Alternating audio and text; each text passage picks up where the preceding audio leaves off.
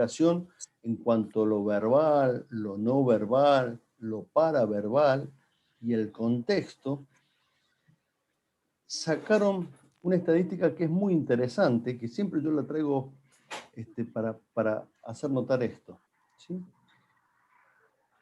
Lo que comunica de la palabra, de todo lo que es la comunicación, si todo esto es la comunicación, solamente el 7% se comunica a partir de la palabra dicha. El 45% aproximadamente entre lo no verbal, es decir, lo que tiene que ver con los gestos, con las actitudes del cuerpo, por eso que digo que se pierde un poquito quizás por el Zoom, ¿sí? Y lo paraverbal, lo que tiene que ver con la manera en que uno habla. Por ejemplo, yo voy hablando, levanto el tono, bajo el tono, hablo más, con una cadencia más rápida, o voy suavizando y poniendo espacio entre palabra y palabra, eso sería lo paraverbal, es el 45%. Y el 40 y el restante, creo que es el 48%, por allí más o menos, es el contexto, el ambiente. Fíjense la importancia que tiene el ambiente para poder conversar y para poder generar comunicación.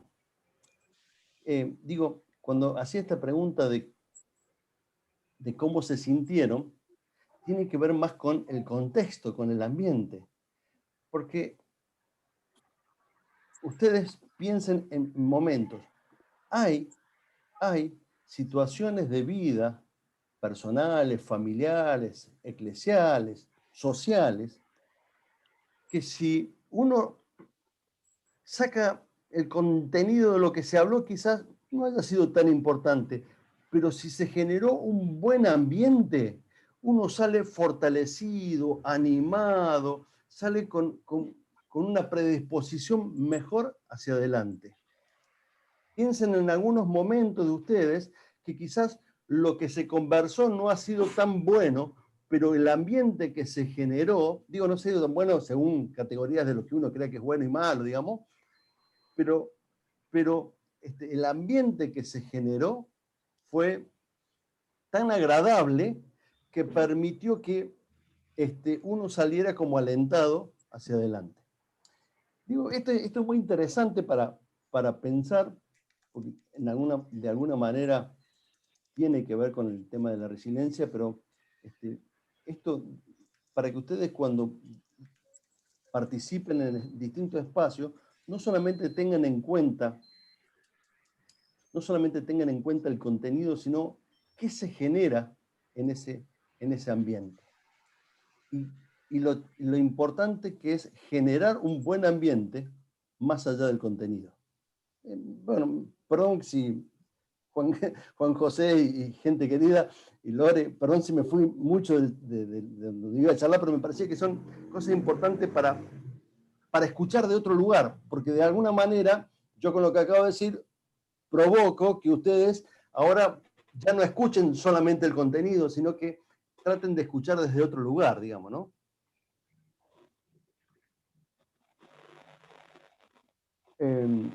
Esto en realidad no era parte de la charla, así que no es que estaba empezando la charla cuando crean conveniente, algunos inclusive pueden compartir algo de lo que acabo de decir, sino cuando Juan José o Lore, no sé quién. No, seguí, Fabián, yo creo que ya estamos adentro todos, estamos metidos. ¿Ah, sí? Está bueno, sí. Digo, pero esto no era parte de la charla propiamente dicha, digamos, ¿no? No, pero Esto no está, se me ocurrió mientras iba charlando con ustedes, digamos, ¿no? Este disparador, digamos, no es que, digo, parte de la conversación. A ver cómo yo me reconduzco ahora. Pero bueno, quizás a mí me apasiona el tema de la comunicación, porque creo que el tema de la comunicación es el lenguaje, es lo que nos hace ser humanos. Hay un autor, Maturana, que dice, somos seres lenguajeados. Y y de alguna manera nuestra construcción de persona, nuestra construcción de familia, nuestra construcción de sociedad, de mundo, es a través del lenguaje. Nosotros generamos a partir del lenguaje historias. Y un autor, Paul Ricoeur especialmente, trabajó mucho sobre el tema de las metáforas. Y la metáfora es algo fundamental en el lenguaje, porque la metáfora, explicada rápidamente y coloquialmente, ¿sí? La metáfora es como un artificio del lenguaje. Es el poder expresar una realidad o un concepto que de una manera semejante a eso que se quiere explicar. Por ejemplo, esto que yo voy a usar ahora, ser como palmeras. ¿Sí? Eso sería una metáfora. ¿Sí? Ser como palmera. Entonces, utilizo el artificio del lenguaje para poder explicar algo que tiene tanto para decir que la metáfora, esa imagen de la metáfora puede expresar más fuerte, tiene mayor potencia, porque no solamente escucho la palabra, sino que me represento las imágenes de esa metáfora. Y el tema de ser como palmera tiene un lindo sentido o significado para explicar la resiliencia. Una manera de entender la resiliencia es comprendiendo las palmeras. ¿Sí? Especialmente aquellas palmeras, voy a hablar de dos tipos de palmeras. Aquellas palmeras, ¿sí?, que están cerca de los mares, en las zonas tropicales, que resisten grandes tormentas, hasta huracanes, y que no se quiebran ni se brota la raíz. Y luego que pasó la tormenta y luego que pasó el tornado, el huracán, ¿sí?, que si bien pueden haber quedado un poco dobladas por esa tempestad, al tiempo se vuelven a firmar, al tiempo se vuelven a enderezar. Porque este tipo de palmeras tiene dos grandes virtudes. Una es la gran flexibilidad que tiene su tronco, su parte externa, donde inclusive puede tocar la copa con el suelo y no quebrarse ni brotarse la raíz. Esta flexibilidad que tiene la palmera tiene la segunda virtud de tener una raíz tan profunda como el tallo, como el tronco en el exterior. Si la palmera es de 3 metros, su raíz, esta variedad de palmera, su raíz también tiene 3 metros hacia adentro.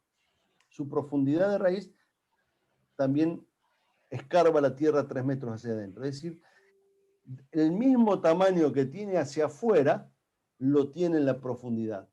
Y digo que es una linda metáfora para pensar la resiliencia por estos dos motivos: por la gran flexibilidad frente a las adversidades, las tormentas, y volver a recomponerse en su lugar, y para mantenerse firme porque tiene una profundidad de vida que no lo deja desorientado ni perdido, sino que resignifica su vida a partir de esa nueva adversidad.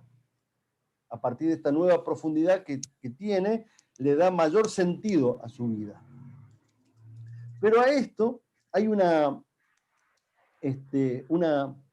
segunda variedad de palmera que complementa esta primera variedad en lo siguiente. Tiene también la flexibilidad, pero sus raíces no están con la misma profundidad que hablábamos anterior, sino que sus raíces son hacia los costados, generando un diámetro mayor que su copa. Y entonces, este radio que es mayor que su copa hace que frente a las tempestades pueda resistir no solamente por su capacidad de flexibilidad, sino porque sus raíces tienen una gran base, su diámetro es mayor que su copa, pero además como están conectadas una palmera con la otra, las raíces por debajo de la tierra se entretejen, generando una mayor resistencia frente a los distintos embates de la naturaleza.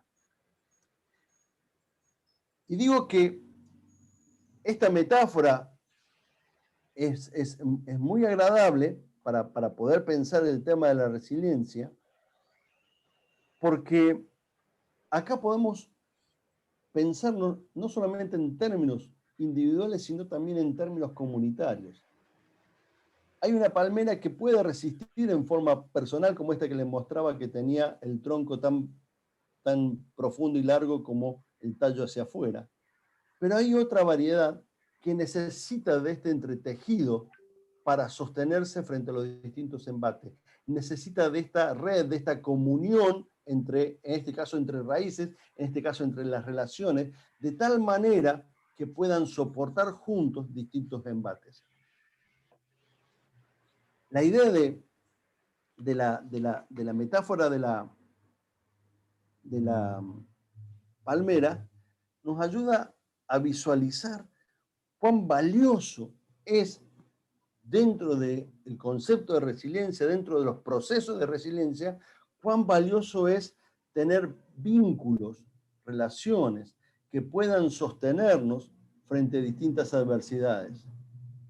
Porque puede ser que en algún momento uno esté más débil y otro esté más fuerte, y en otro momento sea al revés, y nos podemos acompañar mutuamente frente a las distintas situaciones de vida que permanentemente padecemos como seres humanos. Hay un libro de un rabino escrito, creo que en la década del 80, que se llama, el libro, ¿Por qué la gente buena sufre? No sé si escucharon o leyeron ese libro. Y es muy interesante porque en realidad trabaja sobre la historia de Job, digamos, ¿no? Desde una mentalidad y de una teología judía, digamos, ¿no? Pero es una buena pregunta para hacernos, ¿no? Porque la resiliencia está emparentada al dolor y al sufrimiento. Y uno diría, cuando hay gente que uno considera que no es buena y sufre, hay una cierta manera de autojustificar, no digo que sea correcta, digo, hay una cierta manera de autojustificar eso, bueno, fue producto de sus malas acciones. No digo que sea correcto o no, digo, hay una manera social de autojustificarnos de cuando alguien no hace lo que tiene que hacer y la pasa mal, bueno, de alguna manera tiene las consecuencias de sus propios actos, de sus propias decisiones. Pero cuando el que la pasa mal o aquellos que la pasan mal, aparentemente, uno diría, son gente buena, ¿por qué sucede? Y en realidad, esa sería otra charla para otro momento y para otro día, y que tiene que ver con el sufrimiento, que no me voy a meter por qué, el sentido o el porqué de los sufrimientos, pero sí es interesante pensar que especialmente en las últimas décadas, se fue construyendo un paradigma cultural muy fuerte, donde el sufrimiento no es bueno y el sufrimiento es algo malo. Tal es así que mientras lo que tenemos que tener los seres humanos es la capacidad de evitar el sufrimiento. Yo no estoy acá haciendo una ponderación del sufrimiento y de buscar el sufrimiento, pero sí estoy tratando de poder conversar con ustedes que el sufrimiento es inherente a la vida humana misma. No es algo opcional. Quisiéramos, y yo creo que todos levantaríamos la mano diciendo, sí, yo quisiera no tener sufrimiento, pero no es algo opcional. Es una gran mentira el pare de sufrir, ¿sí? Porque ni siquiera teológicamente tiene sentido, porque si uno, por decir uno de los versículos, que uno podría recordar mucho más, pero por decir uno, Dios en Jesús nos dice que Él nos acompañará en medio de la aflicción, no que nos evitará la aflicción, ¿sí? En el mundo tendrán aflicciones, más yo estaré con ustedes, ¿no? Entonces, el tema de la resiliencia está emparentado al sufrimiento, porque la resiliencia es la capacidad de resistir a la destrucción que provoca el sufrimiento, el dolor, y construir a partir de ahí algo nuevo. Y este es un gran desafío, porque hay una doble lucha, una lucha contra nuestra propia historia y una lucha contra el relato fuerte que la sociedad te dice que vos tenés que hacer todo para pasarla bien, que tenés que, de alguna manera, es el antisufrimiento. Es una sociedad que pondera el éxito como un antisufrimiento. Entonces hay dos luchas, una a veces con las propias vicisitudes que uno tiene en su propia historia, en su propia vida, y otro con un mandato cultural, social muy fuerte, que aparentemente uno no tiene que sufrir. Y si bien como cristianos, ¿sí?, lo que tratamos de hacer como parte de nuestro testimonio es aliviar el dolor y el sufrimiento de otros, esto no implica que no haya o que desconozcamos o que neguemos el dolor y el sufrimiento. Muy por el contrario, para poder acompañarlo adecuadamente, tenemos que poder conectarnos con esa realidad, aunque sea una realidad que no quisiéramos atravesar.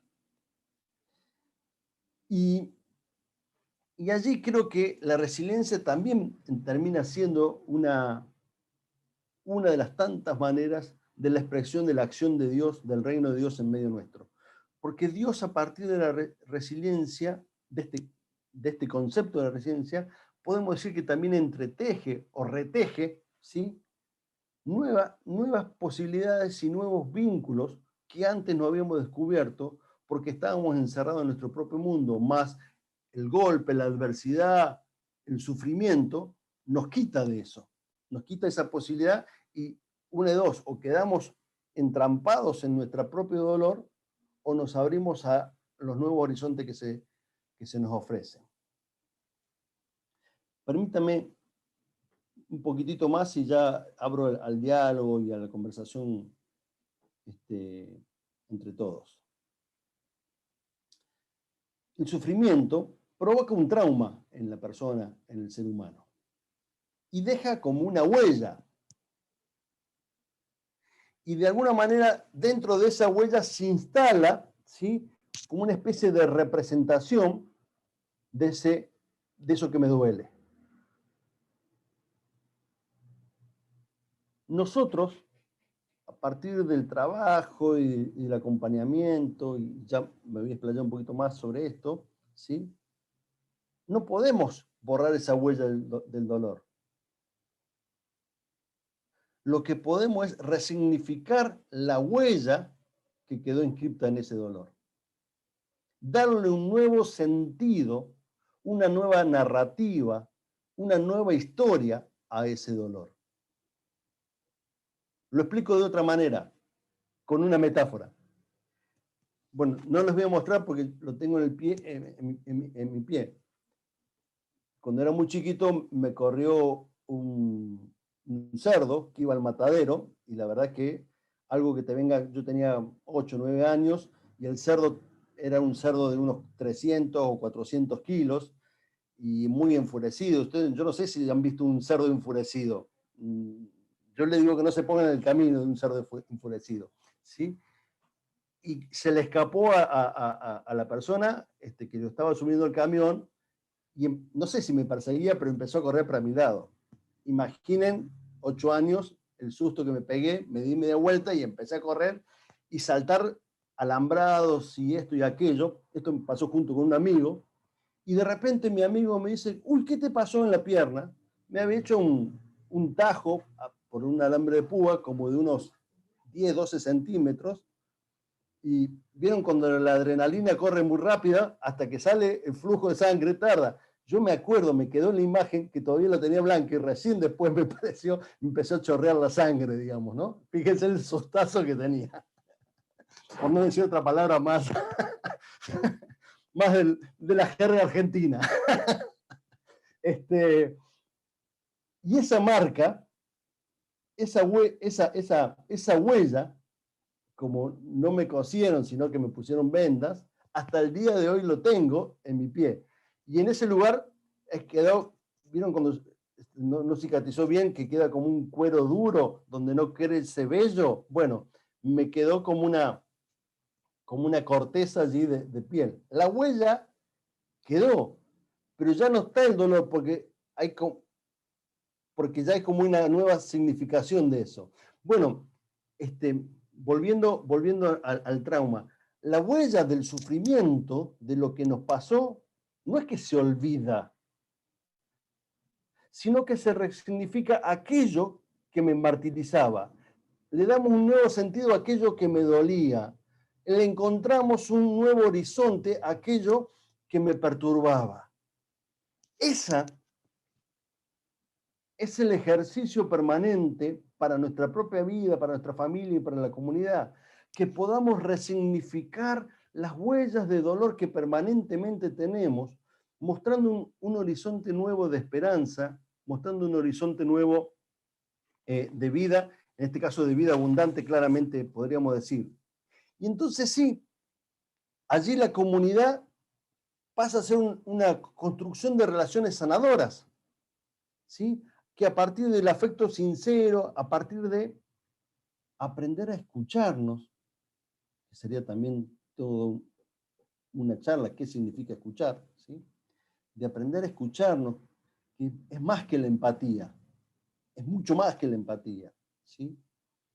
De una escucha amorosa, a partir de la capacidad de perdonar y de perdonarnos, no solamente con las situaciones que vivimos dentro de la comunidad de fe, sino perdonar situaciones de vida que me han dejado huellas de dolor, pero que al perdonar puedo resignificar y entonces queda esa huella, pero ya no queda clavado allí, incrustado allí el dolor, sino que tiene un nuevo sentido a partir del perdón, ¿sí? Puedo generar un nuevo ambiente. ¿Sí? La comunidad de fe tiene la capacidad de ser resiliente cuando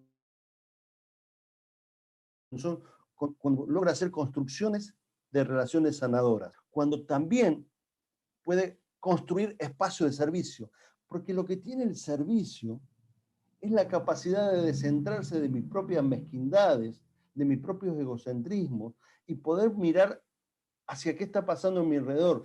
Y cuando empiezo a ver qué pasa a mi alrededor, empiezo también a darle un nuevo sentido a los dolores que yo he tenido en mi propia vida, porque veo que mis dolores, si bien han sido algo que me ha hecho sufrir, ¿sí? No es que el consuelo de muchos, el consuelo de muchos, ¿cómo es el dicho? El consuelo de muchos, consuelo de tontos, digamos. No estoy diciendo eso, sino que cuando puedo descubrir que mi sufrimiento se hace aliviado, cuando también puedo compartir mi vida y le da sentido a aquello que he vivido,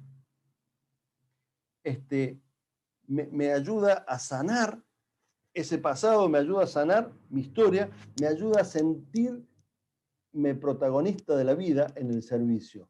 Pero no un protagonista de lo hago con interés personal, sino cuando estoy mirando hacia mi semejante. Entonces, la comunidad también es una comunidad resiliente cuando genera espacios de construcción, de espacios de servicio.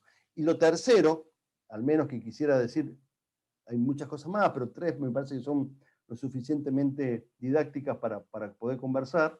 Lo tercero es la construcción de futuro.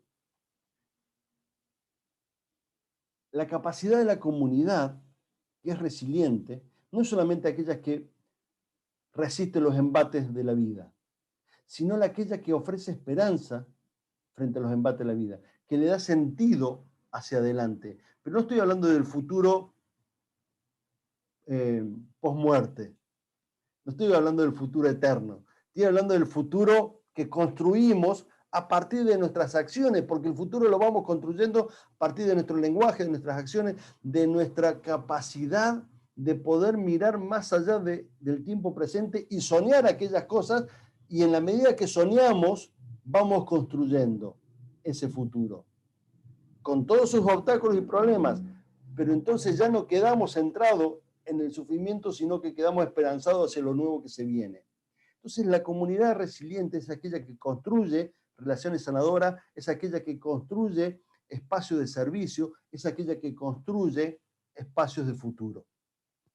Yo no tengo problema, pero no quiero abusar de los tiempos, pero sí me gustaría que me dejaran leerles un cuentito que dura 3 minutos, no es nada. Como manera de cerrar, digo, cuando corresponda, digo, solamente para que no me saquen del aire sin dejarles eso que para mí es, ya les voy a contar por qué para mí es valioso contárselo. No sé si querés, porque estamos 9:25, va 26, vamos. ¿Querés hacerlo? Porque seguro Perfecto, tengo que comentar cosas de eso y vamos a hacer un ratito más. Perfecto. Es un cuentito de una página, digo, es una narración muy cortita que escribí hace, ya como, creo que debe ser ya entre, sí, 15 años. De una persona que conocí, que trabajamos juntos y fui conociendo su historia, y a partir de conocer su historia se me ocurrió escribirle esta narración justamente para que pudiera de alguna manera pensar su propia historia desde otro lugar, ¿no? Y una persona que había tenido muchas situaciones dolorosas, entre ellas abuso, entre ellas distintos engaños, y en ese momento que yo le escribí, estaba recordando hoy que tenía una relación con una persona que estaba casada y que estaba quería zafarse de esa relación y le costaba, ¿no? No era mi paciente, era una persona que yo conocía por el trabajo, digamos, es decir, ese era mi vínculo, digamos, y porque estudiábamos algo juntos, digamos, ¿no? Y se me ocurrió contarles esto, y después les cuento qué está pasando ahora, por lo menos hace varios años que no hablo con ella, pero qué está pasando por lo menos hasta la última vez que hablé, que fue hace como 5 años atrás. Le cuento luego la otra parte. Ahora sí voy a tener que usar de estos, porque no veo nada sino. Dice el título que le puse: Con el corazón en la mano. Se trataba de una niña que lo único que quería era darse en amor, en su familia, en sus hermanos, en sus amistades, en el resto de la parentela.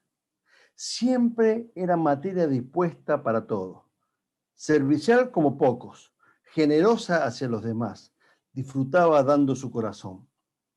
No le importaba el costo ni el sacrificio, no era una entrega interesada.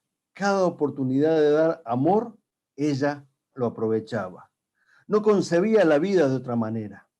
Claro, lo que nunca le dijeron ni jamás ella se imaginó es que no todos son de la misma manera, que muchos mezquinan su amor, que otros son irresponsables con el amor, pero a ella nunca se lo advirtieron. O quizás sí, pero ella hacía oídos sordos, pues lo único que verdaderamente daba sentido a su vida era dar amor. Por supuesto, el tiempo la fue golpeando, pero ella, aún con su corazón moretoneado por los garrotazos, se resistía en dejar de dar amor. Por eso, pero eso no fue todo. Otras veces confiaba dando su amor, y la desilusión la desgarraba el corazón. pero ella se negaba a dejar de dar amor. Muchas veces, pero también sucedió, la pisotearon, le pisotearon muy fuerte el corazón, y aún así no dejó de latir, pues el amor era más fuerte. Evidentemente esto dejó algunas secuelas. Ya no confiaba tanto en el amor de otros. Era más cautelosa a la hora de brindarse en amor. Mostraba para afuera una coraza que la hacía ver como un roble, que nada la tiraba, que nunca nada ni nadie la iba a derrumbar. El problema vino cuando, harta de dar amor y recibir engaños, exigencias, reclamos y muchas otras demandas, se vio atrapada sin saber qué rumbo tomar. Pues recuerden, lo único que le daba sentido a su vida era dar amor. Ya no estaba tan dispuesta a dar amor. No quería derramar más sangre de su anémico corazón. Ella, casi desahuciada, tomó aire y suspiró, y empezaron a brotar lágrimas de sus ojos. No las de siempre, no las llenas de angustia y malestar, sino otras lágrimas que recorrían su mejilla pasando por su pecho hasta llegar al corazón mal herido. Estas lágrimas eran como bálsamo que suavizaba el dolor. De a poco cicatrizaban las llagas. Eran lágrimas de amor. Estas lágrimas de amor que sanaron su corazón le enseñaron qué bueno es dar amor, pero también recibir amor genuino y puro. También le hizo comprender que el amor puede y es fiel, aunque muchos lo perviertan.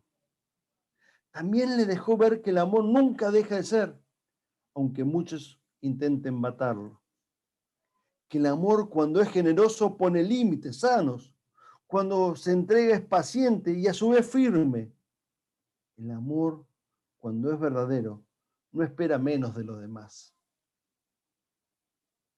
Lo que supo mucho tiempo después, supo esta nena, que ya era toda una mujer, que esas lágrimas como bálsamos eran la de Jesús en su corazón, que Él es el paradigma del amor, pues Dios en su esencia es amor. Pero lo que siempre supo es que el mayor propósito de su vida, lo que siempre le daba sentido, es dar amor. Y se atrevió, sí se atrevió, sí ella se atrevió a probar de nuevo, no como antes, sino con este bálsamo en su corazón, que purificaba su entrega, un amor fiel, cristalino, que espera siempre lo mejor. De más está decir que encontró un hombre que también lo amó de verdad, no por lo que hace, sino por lo que es, y juntos danzaban al ritmo del amor. Y cuando le escribí esto, todavía estaba con esa persona que era una relación insana, no me voy a poner en términos de categoría de pecado, no, sino era una relación insana.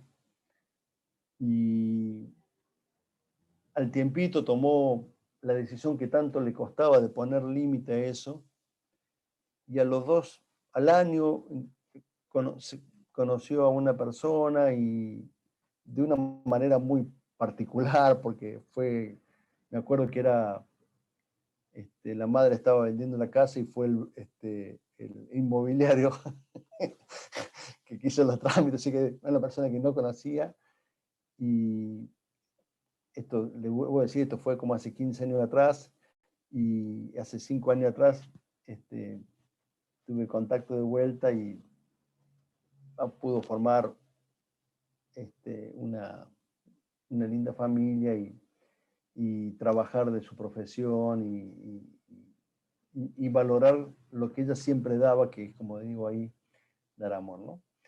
Digo, no fue el cuento la que lo hizo cambiar, yo lo sé.